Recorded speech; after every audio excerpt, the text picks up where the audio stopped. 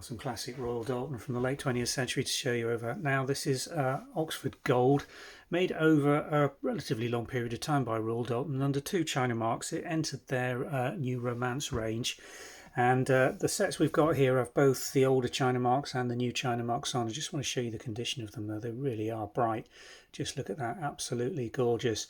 Nice gilt retention all around the rims, hardly a knife mark on these. I don't think they've had very heavy use at all. Sold originally by Royal Doulton as seconds for some reason, though. As you can see, the scored mark through the Royal Doulton New Romance Oxford mark on this.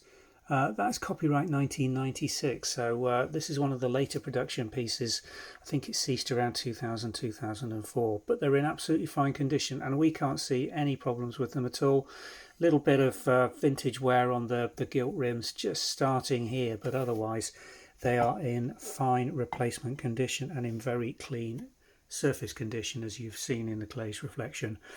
I think we've got 7 or 8 of these across the 2 different China marks. Can't tell them apart side by side or in a stack. They are identical, so it doesn't really matter very much with regard to the China marks on them.